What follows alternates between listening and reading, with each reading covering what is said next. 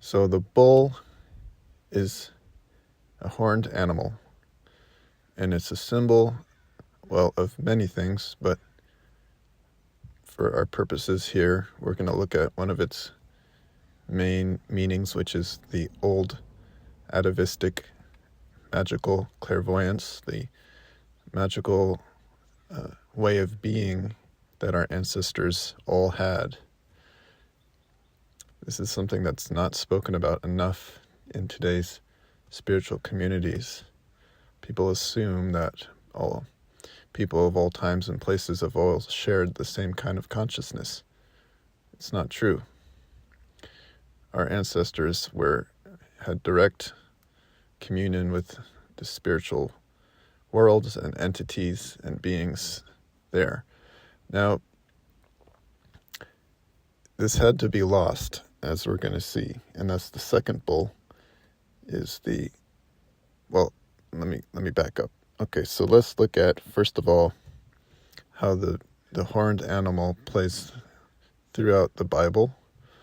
We have Abraham sacrificing Isaac, and in place of Isaac, he sacrifices the ram, so another horned animal.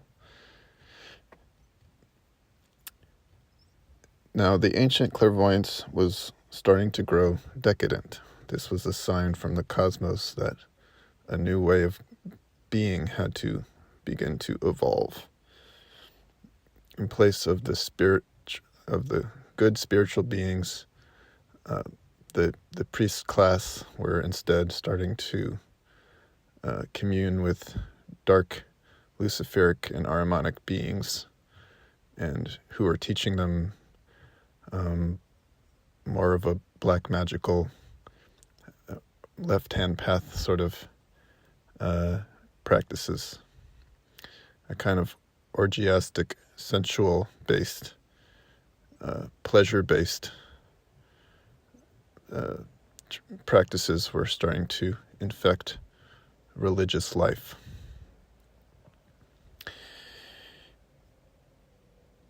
The Hebrew people were chosen as a bloodline that was to inaugurate the new way of being, which was going to be completely devoid of the old clairvoyance, so that the modern rational thinking could begin to take place.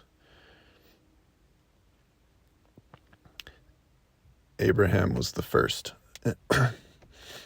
And so he was the first, and his son Isaac also. The meaning behind sacrificing. So Isaac was going to he was born with the clairvoyant abilities, whereas his father was starting to have the new form of consciousness. But his son, in order to follow in his father's footsteps, had to sacrifice the old clairvoyance that was growing in him, symbolized by the ram. So the ram is sacrificed instead. That's symbolic of Isaac sacrificing his connection to the clairvoyance so that he could be one of the forefathers in this new lineage. So I should explain why the ram or the bull or any of the horned animals is symbolic of the old clairvoyance. This is the key. Okay, so the old clairvoyance, if you were clairvoyant and you looked at one of the human beings back then as they think, you would see their etheric body radiating out from the top of their head like two horns. This is their third eye chakra, or what's called the two-petaled lotus. The two-petaled lotus looks like two horns sticking out of your head. And so these people back then, their etheric body extended beyond their head, like two little antennae, which could then pick up spiritual streams of information. The etheric body had to shrink down to its present size, where it matches or corresponds with the physical head. In other words, these horns had to disappear. Okay, so that's why the bull or the ram symbolizes the old clairvoyance.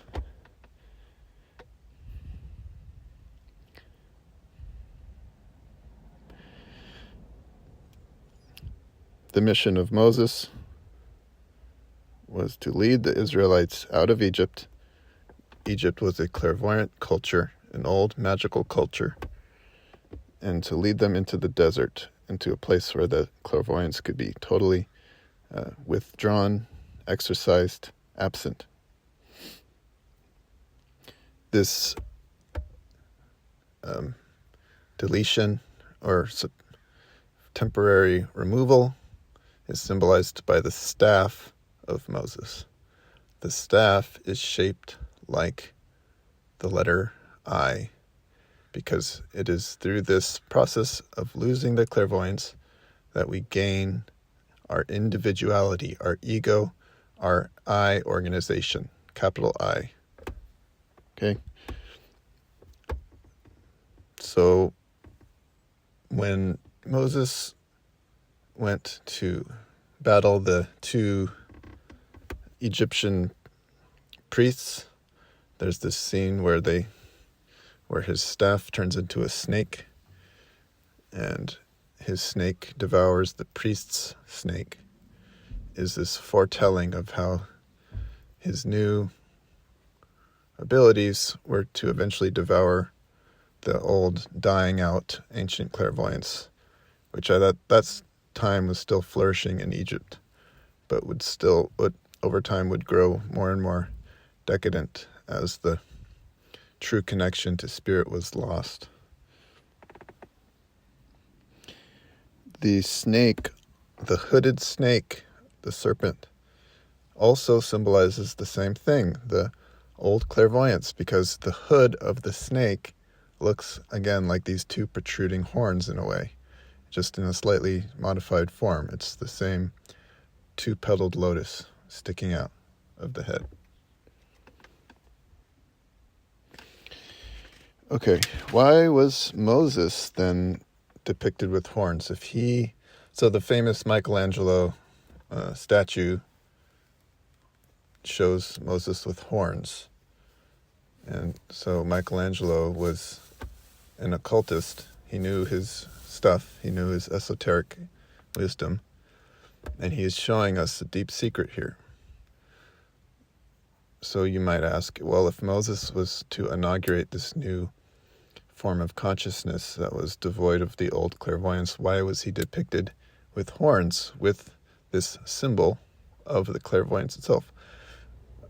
Okay, so Moses had his feet, one foot in both worlds. He was clairvoyant. And this is how he was able to commune with Yahweh and lead the Israelites, while he also had another foot in this new form of consciousness, this I organization. And it's because of this, because Moses was kind of a hybrid in this sense, is that that's the reason why he could not enjoy the promised land. He died in the desert along the way. So while being one of the forefathers to inaugurate the new Hebrew people, he himself could not enjoy the victory of the promised land because he still had this share in the two horns. So we know he had these visions of Yahweh in the burning bush, and then in the fiery windstorms that swept through the desert. To him, these storms were the body of Yahweh, and commanded him the next move, the next course of action. So, what's the reason for the extended wandering in the desert? Why 40 long years? It wouldn't have taken 40 years to get from Egypt to what would become Palestine or Israel, the Promised Land. What was the long wandering for? Okay, so we learn in anthroposophy that Yahweh was a moon god. He reflected the Christ sun-like forces, but he himself was not Christ. He was a reflector. He was a moon god. And the desert was his scene of action. Perfect. It was perfect for this stern and harsh lifestyle that now had to be lived in order to relinquish the old clairvoyance, which must have been very tempting to return. And many times the Israelites failed in this. Some turned back. Some did not want to go forth with it. And the Old Testament is full of stories of how they were punished for this. So Yahweh was a stern, harsh God because sacrifices had to be made. Those cultures throughout the world that are most tapped into the old clairvoyance or were lie along very lush tropical climates. They have the most access to the sun-like magical forces, while the desert, with its moon-like climate, is climate of death, devoid of life, whereas where something new, something not dependent upon earth and sun forces, could begin to blossom within the individual souls of the Hebrew people. It is here where rational thought was born. Rational thought which we take for granted in our time. Before this, thinking was not done only with the physical body, as Steiner says, but with the etheric body. Again, symbolized by the ram horns or the two-petaled lotus at the third eye chakra. We have this scene where Moses goes up Mount Sinai to collect the Ten Commandments, which are the two tablets. More on that later. The two bowls, the two tablets. And when he returns, his people had erected a golden bull, a golden calf, which is showing their desire to return to the old clairvoyance. It was too tempting. So Moses had to teach them about the ritual of Passover, the sacrificing of the lamb, which is the sacrificing of the horns of clairvoyance, sacrificing the ram, just like Abraham did in place of Isaac.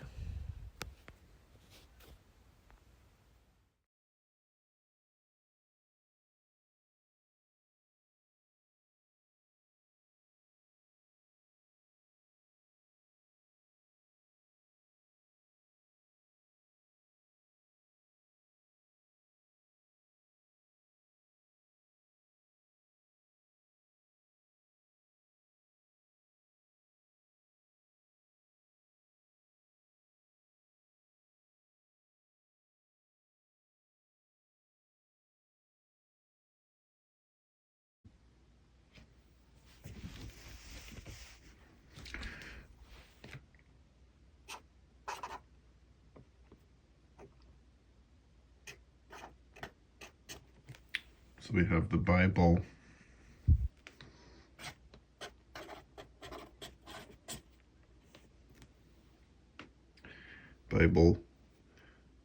We have the parabola, or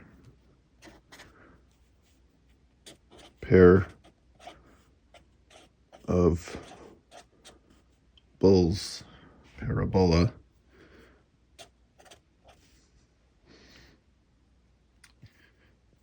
which is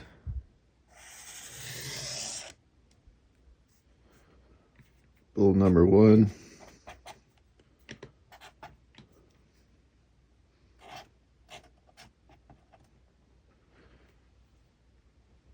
which is the old clairvoyance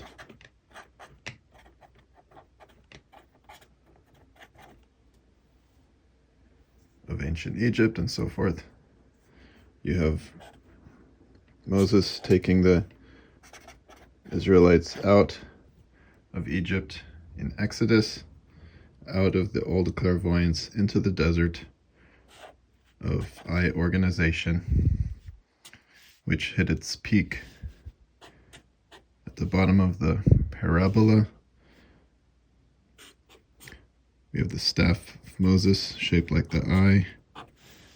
There's the staff.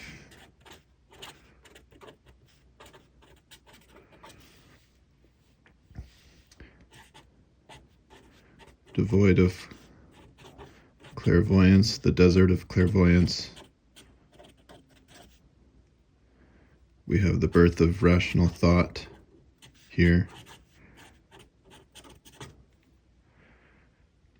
We have a chance for true individuality and freedom.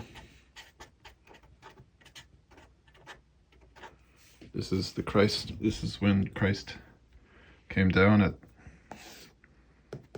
the turning point of time.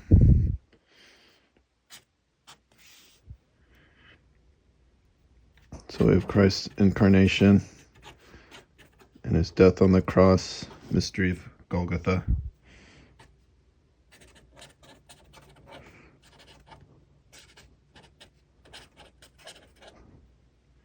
Because now the God is within, and as we reascend to the second bull number 2,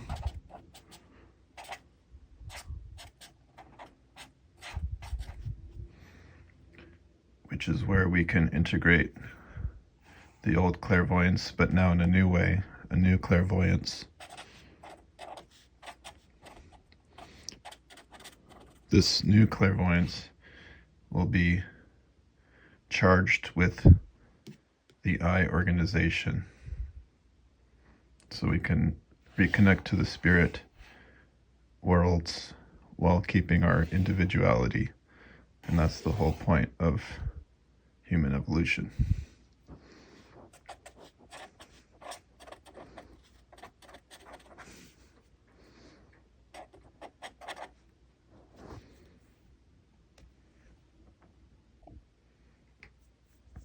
We can see the staff of Hermes as the same thing.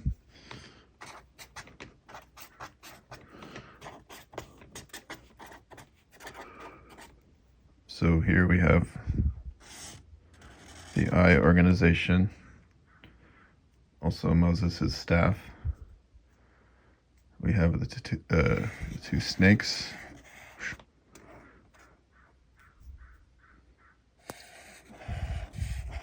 Curling around. These two snakes are the same thing as the two bulls, right? Because again, the snake is the old clairvoyance.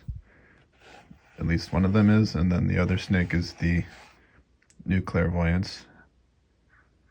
And they work together because they're both controlled by the staff of the eye organization.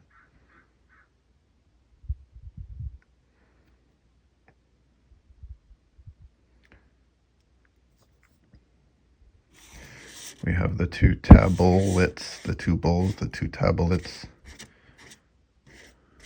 the 10 Commandments, which, again, two bowls. We have the quote from Paul about the spiritual rock, so the tablets made of stone.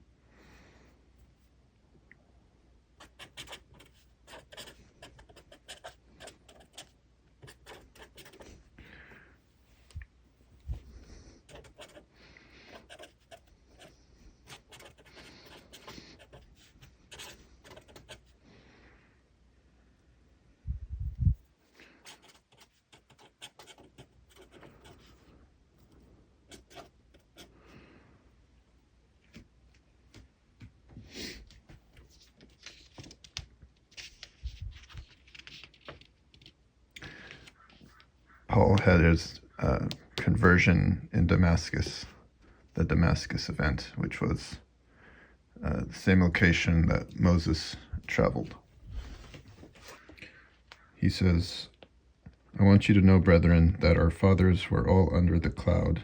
So this is Paul saying, our fathers were all under the cloud, and all passed through the sea, and all received the baptism of Moses in the cloud and in the sea, and all drank from the same spiritual food, and all drank from the same spiritual drink, for they drank from the spiritual rock, which was always near them, and the rock was Christ.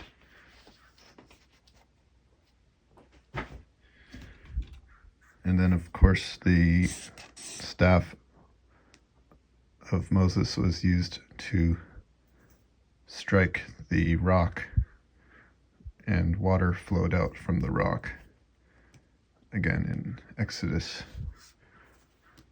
water is symbolic of the etheric, and so these new etheric forces were birthing. And I wanted to look at some astrology symbols and tarot.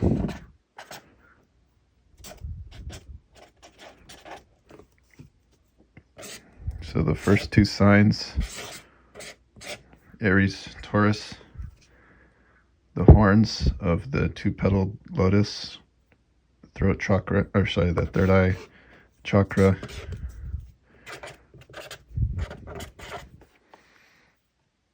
old clairvoyance, which then is transformed by Gemini, the two pillars, two bulls. Why is a pillar a bull? Because in Hebrew, the first letter of their alphabet is Aleph. Looks like that. And Aleph is, so Hebrew gematria, first letter Aleph is number 1. So and it's every Hebrew letter has a symbolic meaning, and this symbol is the ox. Okay, so ox, bull, horned animal. Number 1, pillar, staff, cross if you want.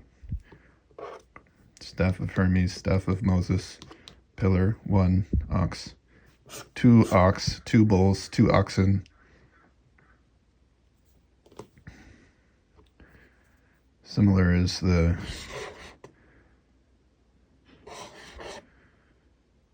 is Cancer.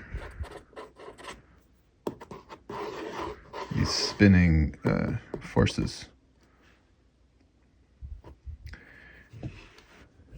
The ox and the letter Aleph in tarot is the Fool card, the very first card and the most important card of the whole deck. And the Fool is the perfected human.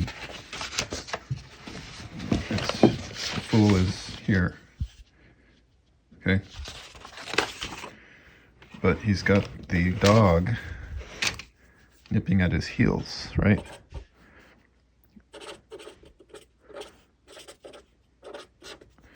The dog is the old clairvoyance. Sirius. Sirius the dog star.